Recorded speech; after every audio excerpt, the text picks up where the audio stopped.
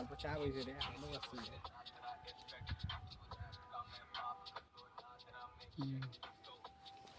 এতিয়া গাইজ আমি ফটো লৈ ল'লোঁ এতিয়া চাওক জাহাজটোৰ মুখৰ পৰা অলপ আহোঁ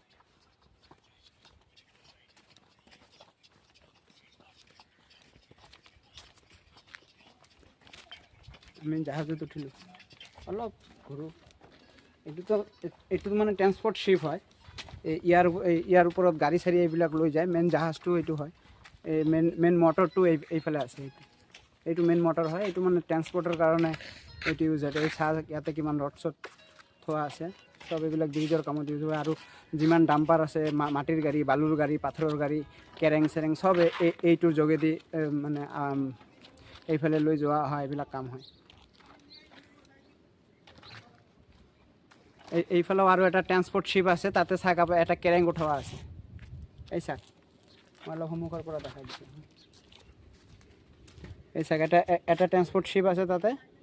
এটা কেৰেং উঠোৱা আছে এই চাওক চাইছে এই চাওক ইমান ডাঙৰ কেৰেং আৰু নদীৰ ওপৰতে বহুত পোষ্ট আছে কিমান পোষ্ট আছে আৰু 199 পোষ্ট আছে আমি মানুহে এতিয়া 122 এতিয়া আমি 122 123 124 125 26 27 এনেকুৱা এইবিলাক মাজত এটা পোষ্ট আছে গাইজ এইটো পোষ্টত এতিয়ালৈকে মানে খালি জাষ্ট তলৰ ষ্ট্ৰাকচাৰটো কৰি ৰাখিছে কিন্তু পোষ্ট বনোৱা নাই এইটো চাগে আপোনাৰ কিমান নম্বৰ পোষ্ট হ'ব মই কৈ আছোঁ 122 অলপ এইফালে গুচি আহে ভাই অবজেকশ্যন কৰিব পাৰে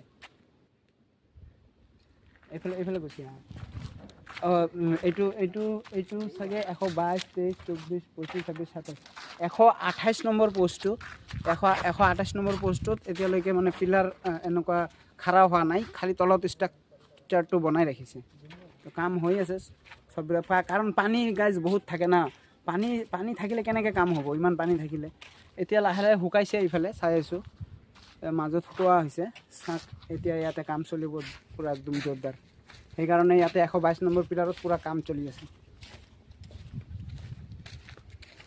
ভিডিঅ'টো চাই যদি আপোনালোকে ভাল পাইছে জনাব আৰু মই আজি ফাৰ্ষ্ট অসমীয়াত ইমান ধুনীয়াকৈ ব্লগ কৰিছোঁ কেতিয়াও এনেকুৱা অসমীয়াত ব্লগ কৰা নাই অকল হিন্দীত কৰিছোঁ